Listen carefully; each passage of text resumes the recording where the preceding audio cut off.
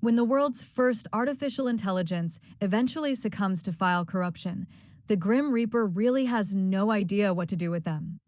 A Fringly Reddit story. The revolving door at the front of the Alfred Ware Hart building began to turn, but when she looked up, the receptionist saw no one had entered the atrium. She ignored the soft footsteps that padded across the floor past her and the gentle ding of the lift as it arrived, and she went back to her magazine that she was holding just out of view of visitors. She wasn't paid enough to care about mysterious self-moving doors, and even if she was, she would have been very unlikely to see the cause, and even less likely to have wanted to. The lift traveled upwards and stopped at the third floor, marked helpful on the floor plan of the building as biosynthetic neurals, and stepping out onto the thin carpet, a smartly dressed man looked up and down the hallway. He brushed a small piece of imaginary lint from his collar, and then pulled a rectangular object from his pocket and held it up in front of him. The device had no screen and indeed no actual sign at all of its function, but something seemed to satisfy the man, and he stepped quickly to the left and worked his way down the corridor, examining rooms. Eventually, he paused, consulted the device again, and then checked the door number carefully. Each of the rooms he had passed contained small laboratories, most empty, besides a jumble of wiring that was stuck into various ports embedded in the walls, but a few held scientists, or so they seemed by the lab coats they wore. Each of these scientists were working with small machines no larger than a cat, often with multiple limbs attached to the core of their bodies. The scientists prodded and poked at the machines, occasionally stopping to type commands and queries into the computer interfaces that each had, and then watch as the machine flexed and changed in an attempt to follow the demands.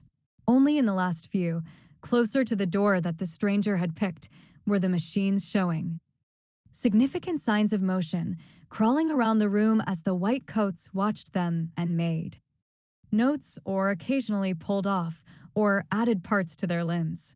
The stranger ignored all of these attempts, though, and reached for the door in front of him, and while the door itself was locked by a complex computer system designed to operate only by explicit command from a central database, nevertheless the door opened and closed behind the man as he entered. This room, too, held a scientist and a small machine, which was moving freely around the room, trying to make its way across an obstacle course, pausing now and again to evaluate a new objective before attempting it.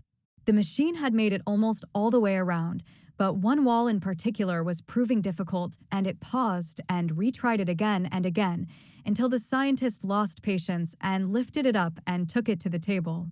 This was the signal, and the stranger stepped forward, watching carefully as the scientist flipped open the base of the robot and began pulling silicon wafers from the internals of the machine, one by one. It made a noise, not one that the human could hear anyway, but the stranger was aware of it.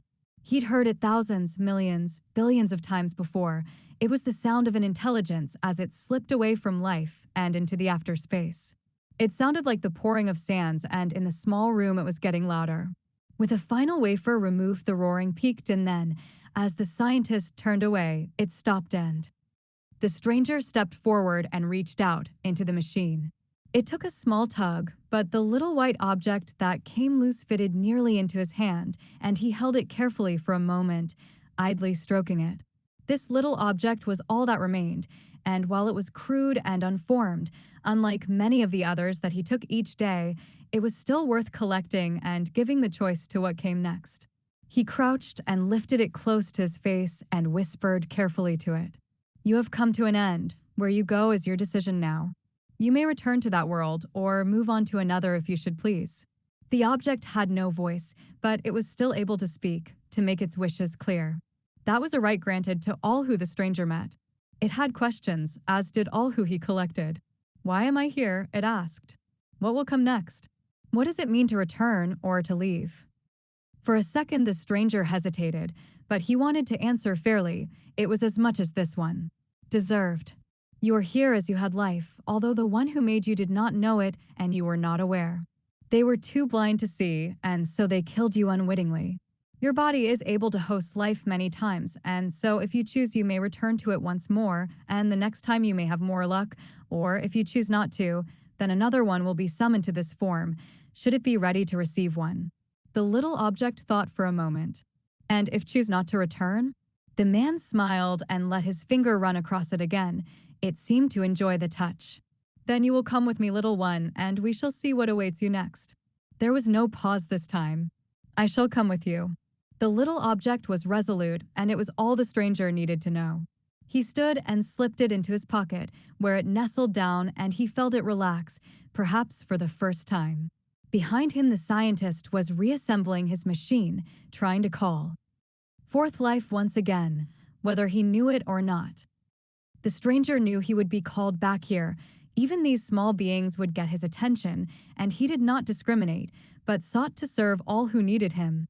Not he had another job to get to, and then another, but his hand slipped into his pocket to stroke the little object and feel it wriggle with pleasure. This had been worth the trip.